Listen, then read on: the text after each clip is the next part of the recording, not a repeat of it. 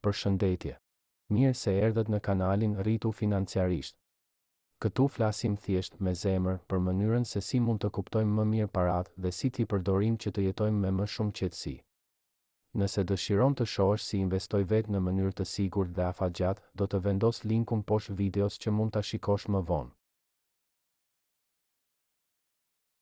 Dua të theksoj diçka të rëndësishme. Mos merr vendime për investime vetëm nga ajo që dëgjon në internet. Flisni gjithmonë me një ekspert financiar të licencuar, sepse çdo situatë është ndryshe dhe përgjegjësia është individuale.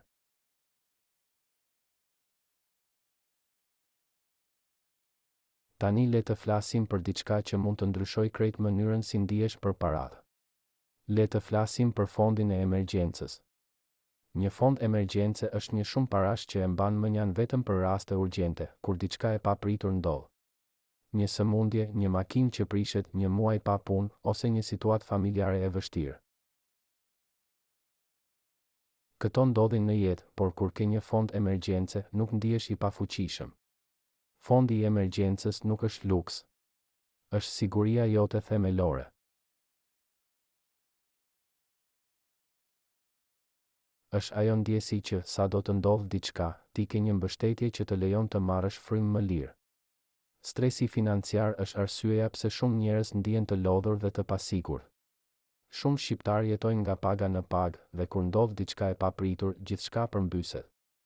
Një fond emergjence nuk të bën të pasur, por të jep stabilitet.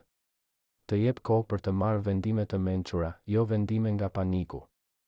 Në vend që të marrësh hua apo të kërkosh ndihmë, ke diçka tënde që të mban. Dhe kjo ndjenjë vlen shumë. Ekspertët këshillojnë të kesh 3 deri në 6 muaj të shpenzimeve të tua mujore.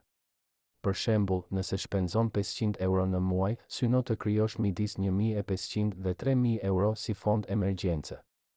Nuk ke pse t'i kesh menjëherë. Fillon me pak, por fillon sot. Edhe 5 ose 10 euro në javë janë një fillim i shkëlqyer. E rëndësishme është të krijosh zakonin, sepse zakoni është më i fuqishëm se shuma. Hapni një llogari të veçantë bankare që të mos e ngatërosh me paratë e përditshme. Vendos një shumë fikse çdo muaj, edhe nëse është e vogël. Mos e prek për asgjë, përveç rasteve vërtet emergjente. Nëse banka e lejon, automatizo pagesën që çdo muaj të kaloj vetë. Në fillim mund të duket e vështirë, por kujto pse e bën. Nuk e bën vetëm për të pasur para në bankë, por për të pasur paqe në mendje. Kur ke një fond emergjence, nuk ndihesh fajtor për çdo shpenzim. Di që e ke bazën e sigurisë tënde.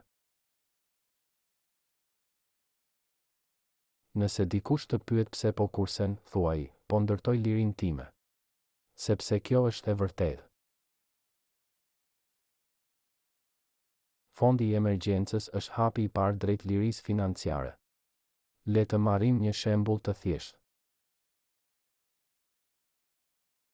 Nëse një familje në Durrës ka të ardhura që bashkë bëjnë 800 euro në muaj, mund të fillojnë duke vënë mendjan vetëm 40 euro çdo muaj.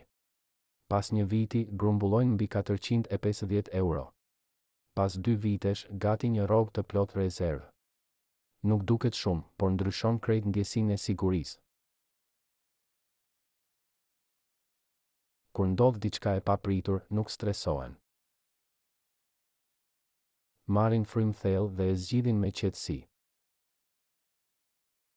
Mos haro. Paratë janë mjet, por siguria që vjen prej tyre është vlerë. Fondi i emergjencës nuk është për pasuri, është për qetësinë që çdo njeri e meriton. Nuk ke pse fillon me shumë. Fillo me çfarë ke. Sot, jo nesër.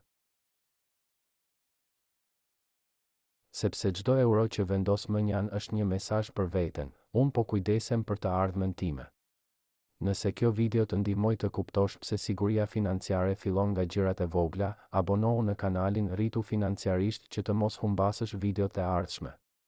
Dhe nëse mendon se dikush që njeh ka nevojë ta dëgjojë këtë mesazh, shpërndaje videon. Ndoshta për dikë tjetër kjo mund të jetë fillimi i stabilitetit financiar që ka kërkuar prej vitesh.